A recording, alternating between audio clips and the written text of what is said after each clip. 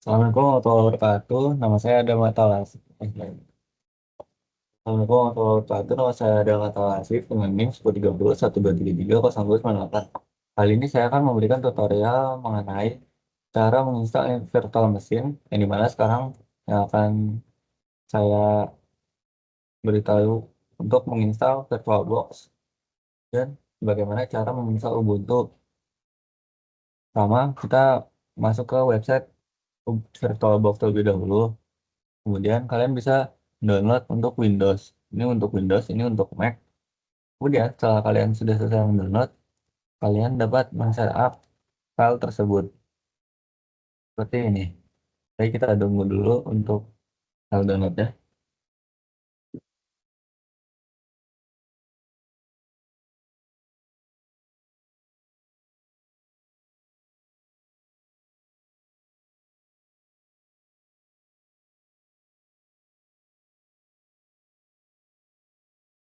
Nah, ketika file sudah kalian install, kalian bisa buka. Nah, kalian run saja semuanya. Kemudian pada proses ini kalian tinggal pencet next dan next saja. Ini karena saya sudah menginstal, jadi saya tidak perlu untuk menginstalnya kembali. Kemudian setelah itu, kalian dapat menginstal OS Ubuntu. Kalian dapat menginstal dari web ini.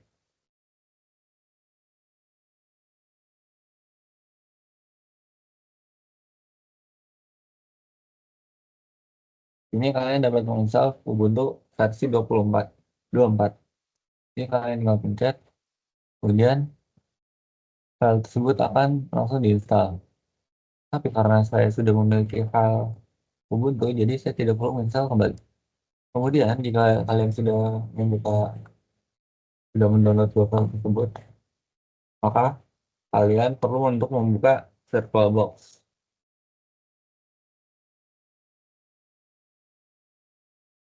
Kemudian untuk memasukkan OS Ubuntu, kalian perlu untuk mencet new, kemudian pilih samakan dengan Ubuntu,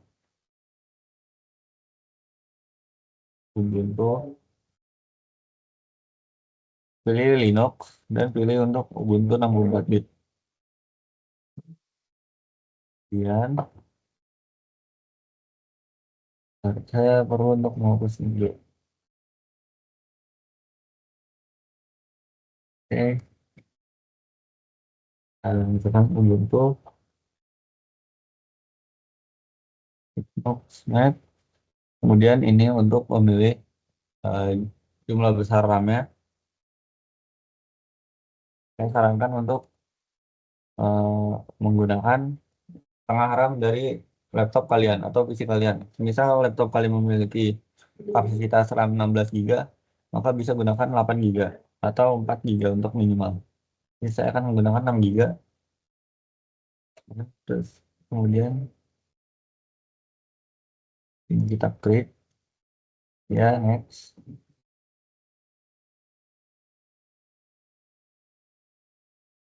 Next. Di sini kalian perlu untuk memasukkan virtual hard disk. Saya sarankan untuk memasukkan 20 GB karena OS Ubuntu memiliki besar sebanyak 15 GB. Nah, ketika kalian sudah berhasil membuat, enggak kalian enggak, bentar. Kalian perlu men-setting untuk jaringannya. Sama buka setting, kemudian ke network, kemudian tekan enable network adapter dan attach to net. Cukup adapter satu saja. Kemudian jika sudah, kalian bisa start.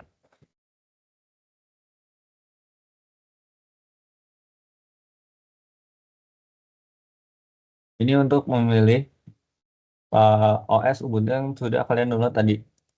Di sini cara memilihnya seperti ini. Kalian tekan add, kemudian kalian pilih file Ubuntu kalian. Di sini saya sudah memilih filenya, jadi saya tidak perlu untuk men-settingnya lagi. Kemudian tekan start.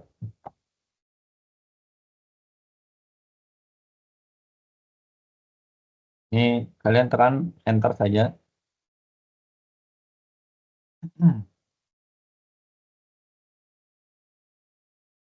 Di sini sudah terlihat OS Ubuntu sudah mulai berjalan. Kalian tinggal tunggu prosesnya.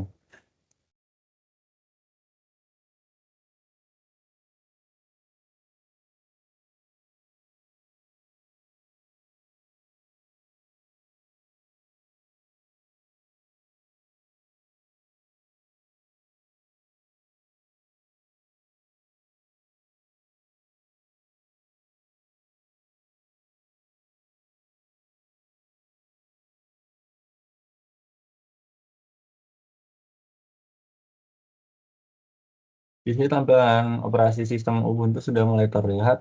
Mari kita tunggu dulu.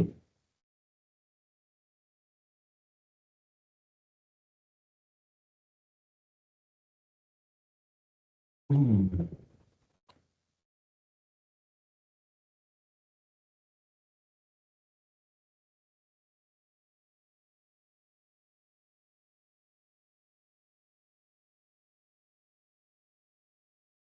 Di sini kalian bisa memilih untuk bahasa. Ada bahasa Spanyol, Inggris, dan lain-lain. Kemudian kalian bisa untuk menginstal Ubuntu dari sini. Kalau Ubuntu, kemudian ini untuk layout keyboard. Kalian bisa next saja.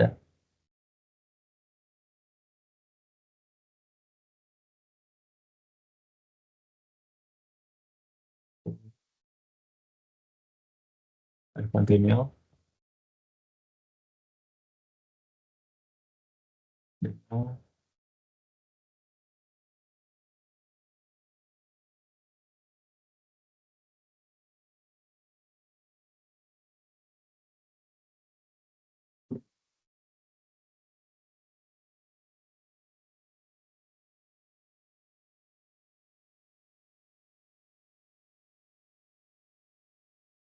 Kemudian tinggal install saja. Ya, continue.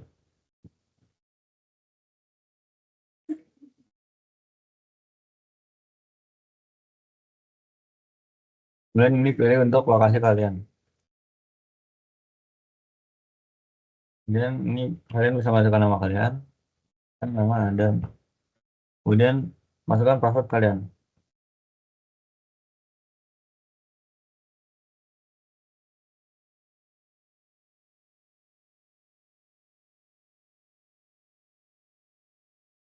Kemudian tinggal tunggu proses penginstalan operasi sistem.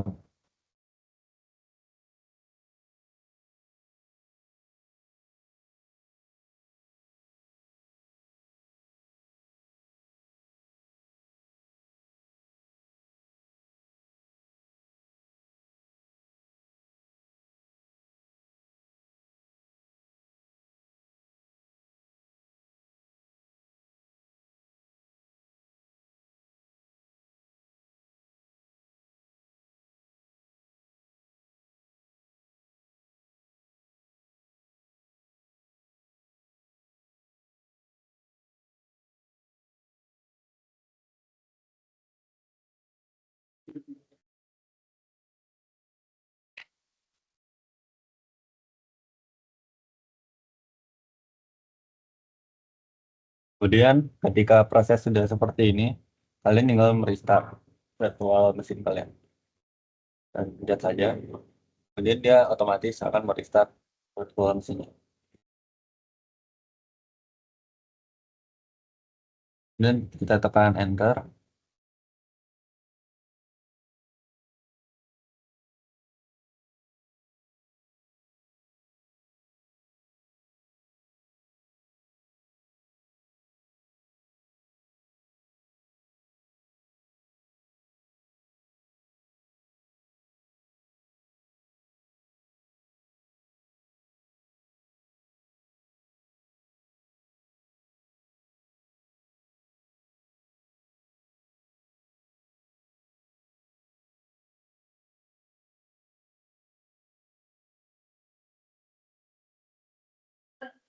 Nah, jika sudah seperti ini, maka kalian sudah berhasil menginstal OS Ubuntu di virtual mesin.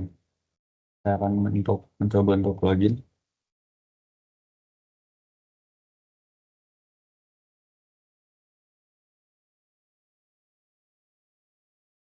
sepertinya nge-lag.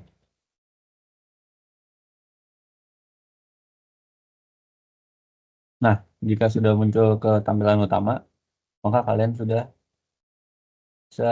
sudah berhasil menginstal. Saya akan mencoba untuk internetnya.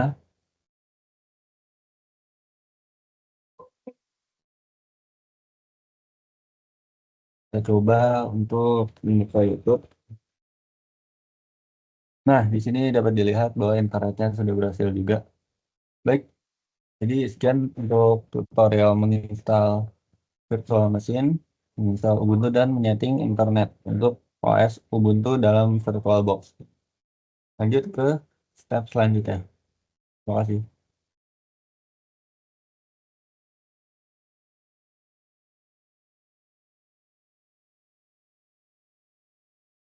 Saya akan lanjutkan untuk langkah yang terakhir yaitu konfigurasi firewall dan aturan akses. Oke, pertama-tama maksudnya saya akan jelasin dulu. Tujuan saya mengkonfigurasi firewall.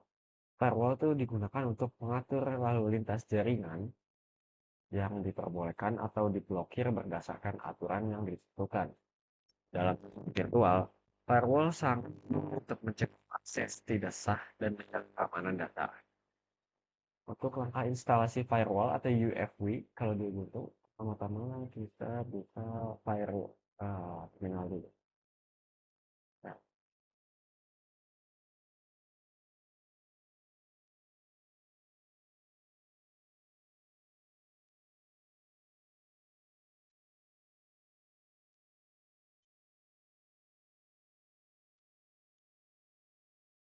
kan jika UFW belum terinstall, maka kita tuh harus menginstalnya terlebih dahulu. UFW itu Uncomplicated Firewall.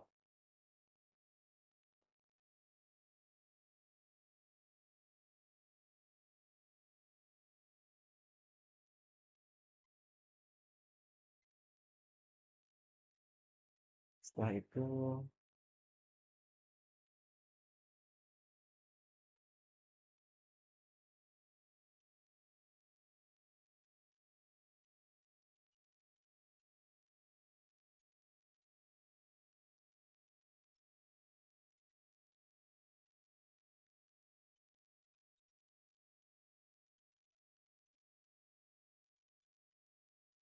oke, sudah terinstall versi 0.36.1.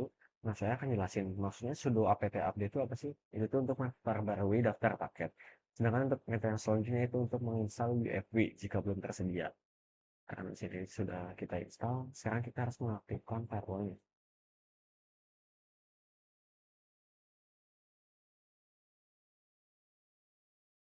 Oke, di sini kita sudah mengaktifkan si firewall-nya. Terlihat pada firewall is active and enabled on start system startup.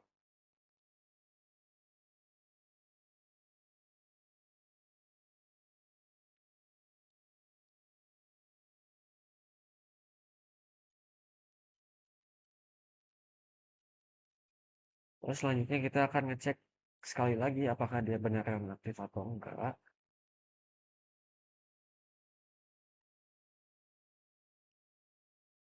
Di sini statusnya aktif, loggingnya on low, defaultnya new, allow, disable, oke, ini profilnya skip. Jadi pertanyaan itu nunjukin apakah UFW aktif dan daftar aturan yang sedang diterapkan gitu. Sekarang kita masuk ke nambahin aturan dasar. Contohnya kita pengen ngizinin akses ke port tertentu, misal port 22 untuk SSH. Coba ya.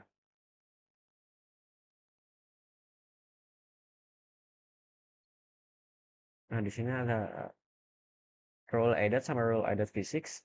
Saya mau jelasin port 22 adalah port default untuk SSH. Perintah ini memastikan kita tetap dapat mengakses server secara remote. Lalu coba kita pengen ngeblokir suatu port tertentu, misalnya port 23 untuk telnet. Kita ketik sudo exploit 23. Nah, di sini berhasil. Port 23 itu apa sih? Port 23 itu sering digunakan oleh telnet yang memiliki resiko keamanan tinggi, blokir untuk mencegah eksploitasi. Selanjutnya kita akan mengallow port khusus untuk aplikasi. Contohnya adalah port 80 untuk HTTP. Oke.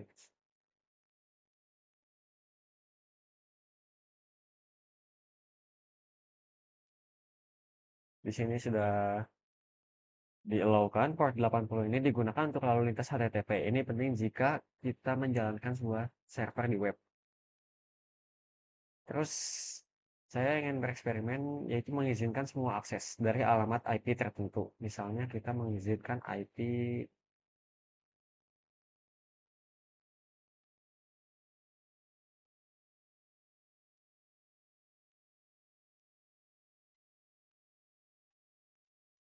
edit.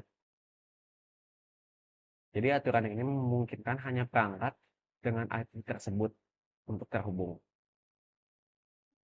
Jika ingin dibatasi, caranya begini.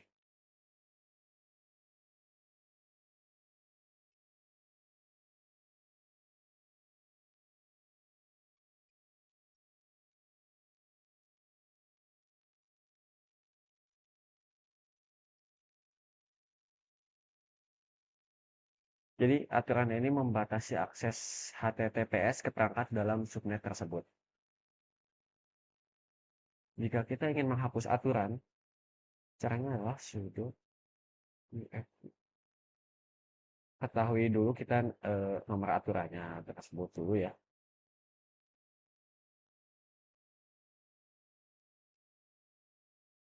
Ini ada aturan-aturan beserta nomornya. Caranya yaitu dengan mengklik sudo UEFI status number. Oh ini salah tadi, harusnya U. Coba sekali lagi.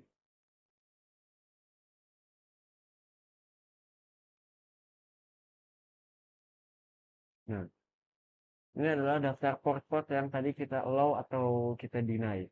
Kayak 22 tadi kita 22 kita allow, 23 kita deny, 80 kita allow. Lalu yang untuk IP address kita allow dan beserta berikutnya lah. Jika ingin kita menghapus aturan dengan nomor tertentu, misalnya kita hapus nomor 3 yang 80 ini. Caranya adalah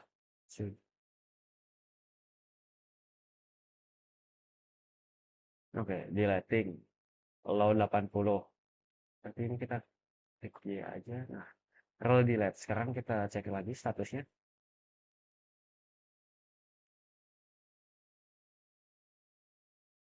80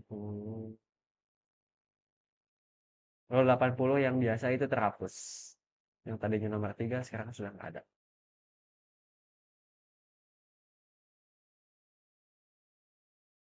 Di sini setelah kita tadi kan udah cara mengaktifkan firewall. Sekarang kita coba cara menonaktifkan firewall. Ini sebenarnya opsional ya. Sebenarnya firewall itu seharusnya tetap di-enable agar keamanannya terjaga, tapi ini mungkin ada situasi tertentu di mana kita harus menonaktifkan firewall. Begini caranya.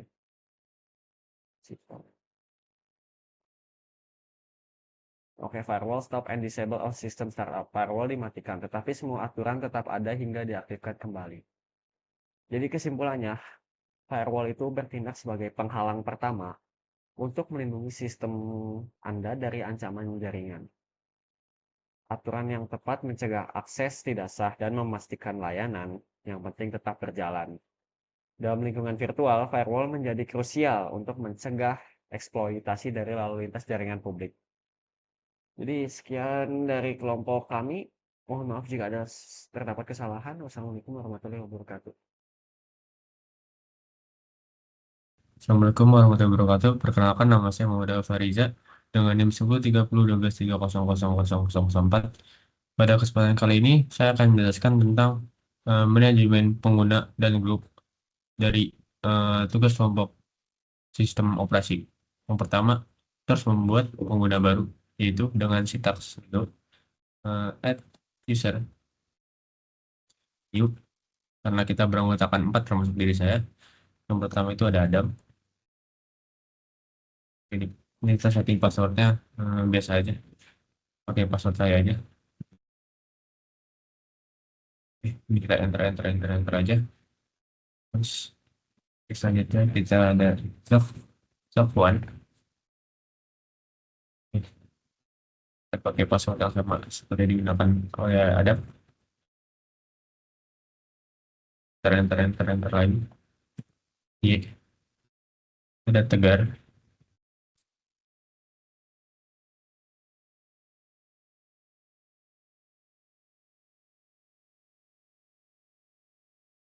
Enter lagi.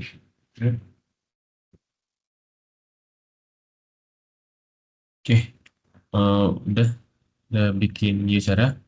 Habis itu kita lanjut ke eh, membuat grup baru dengan sintaks sudo add sudo add group new group.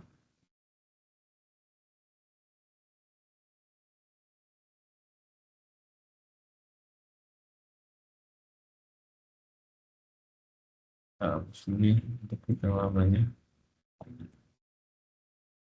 ya, yang bikin baru lagi.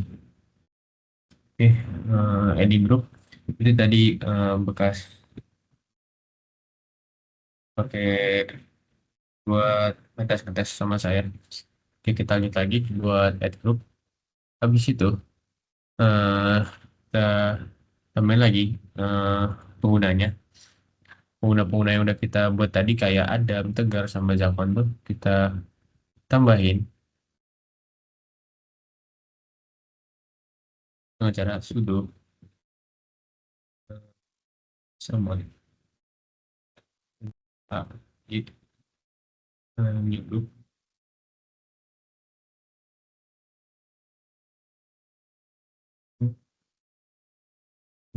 Adam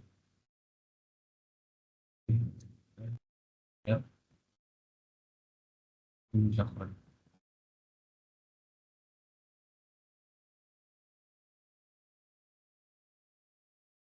Habis itu eh sengketan kan group new group.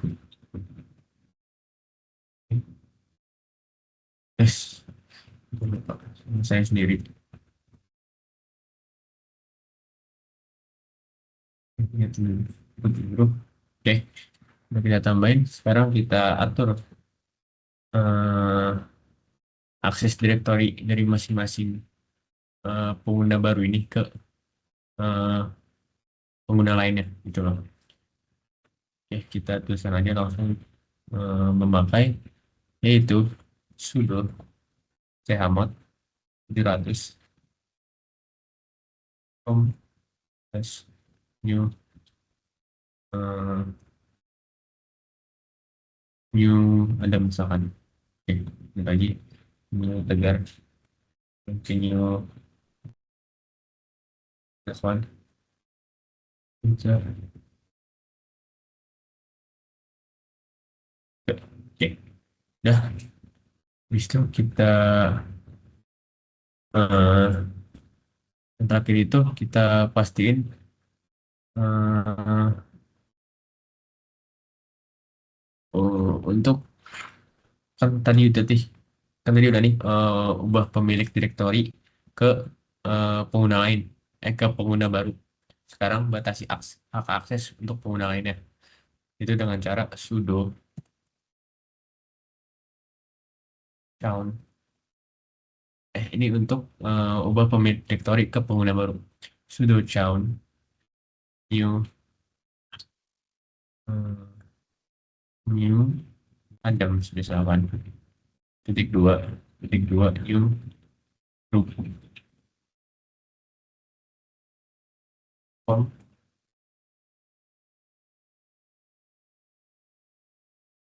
new.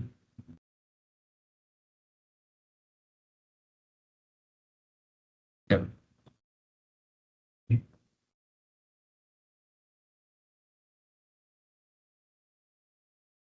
kita misalkan kayak kita mau melihat ke file Adam bisa Sejak kapan? Ini kita lanjutin sampai eh, sampai eh, semua itu bisa melihat file masing-masing gitu. Atau bebas sih atau tergantung kesepakatan awalnya mau gimana. Ini kita coba tes dulu deh. Oke. Ya pokoknya seterusnya sampai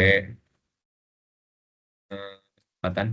Habis itu untuk materi selanjutnya akan disampaikan oleh teman saya. Sekian dan terima kasih.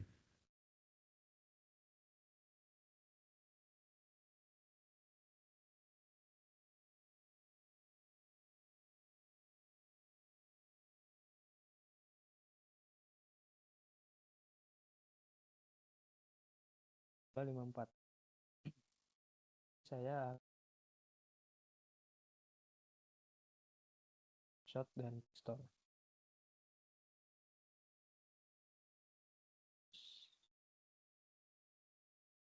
Lihat dulu.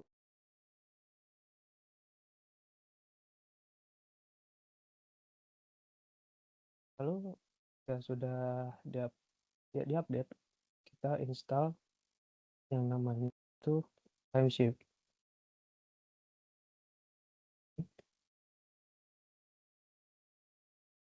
Nah, udah diinstal, maka kita bisa langsung buka aja timeshift-nya sini. Kita buka.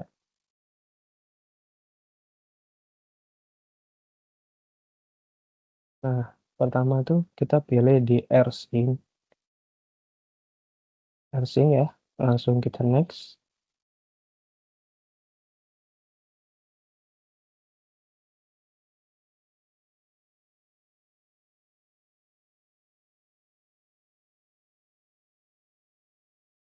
Kita tunggu dulu.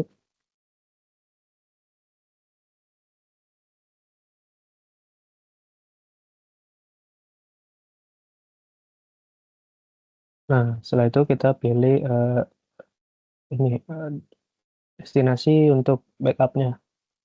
Jadi kita pilih aja ini, kita next aja. Kalau cuma ada itu, ini kita bisa milih beberapa kali seberapa sering kita bakal nge-backup dan berapa banyak backup snapshot gitu yang bisa dilakukan. Kita next aja. Lalu ini di sini untuk menunjuk home directory itu exclude gitu. Di defaultnya itu udah exclude di root di home ini ya. Kita next aja. Nah, setup complete. Kita tinggal klik finish. Nah, kan backupnya itu belum jadi ya. Kita belum kebuat gitu. Jadi kita harus pencet create di sini.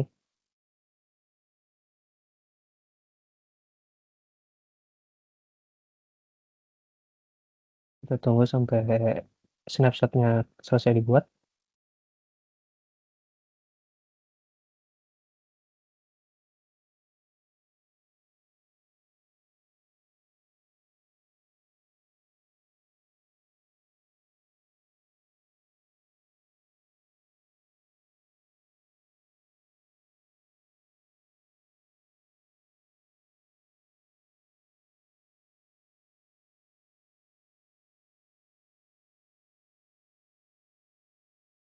Mungkin di sini videonya akan saya copetin ya. Tuh, sampai selesai creating snapshotnya.